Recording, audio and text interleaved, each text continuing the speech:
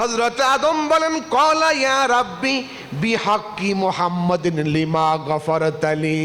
আল্লাহ তুমি মুহাম্মদুর রাসূলুল্লাহ সাল্লাল্লাহু আলাইহি ওয়াসাল্লাম এই নবীর উসিলায় তুমি আমাকে মাফ করে দাও। সুবহানাল্লাহ বিহামদিহি।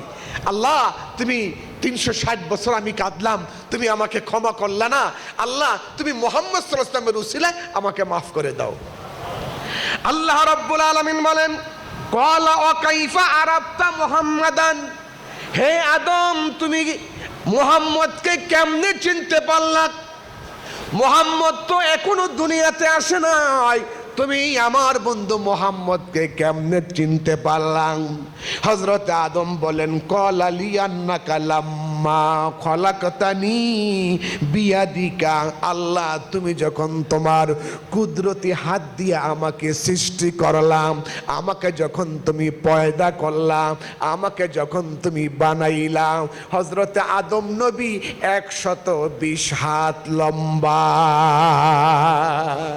100 কয় হাত? আপনি আমি কয় হাত? 3.5 হাত। 5 ফিট 6 ফিট 7 ফিট 8 ফিটই ধরেন। আর হযরত আদম নবীকে আল্লাহ 120 হাত লম্বা করে বানাইছেন। জোরে কোন সুবহানাল্লাহ। হযরত আদম বলে আল্লাহ লিয়ান্নাকা লাম্মা খলাকতানি বিয়াদিকা।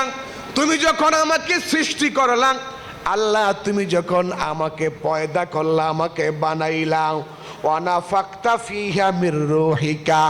আর তুমি যখন আমার দেহের মধ্যে রূহ দিলা, আর আমি তখন চক্ষু খুললাম। রাফাতু রাসি ফারাআইতু আলা কাওয়াইমিল আরশ মাকতুবান। আল্লাহ আমাকে যখন তুমি দেহের মধ্যে রূহ দিলাম, রূহ দেওয়ার পরে আমি তখন চক্ষু খুললাম।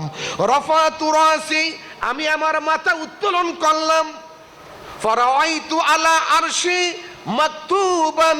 আল্লাহ তাআলা আমার মাথা উত্তোলন করার পরে ফারাআইতু আমি দেখলাম আলা কাওয়াইমিল আরশে মাকতুবান। আল্লাহ তোমার আরশ আজিমের মধ্যে একটা কালেমা লেখা আছে। কালেমাটা হলো লা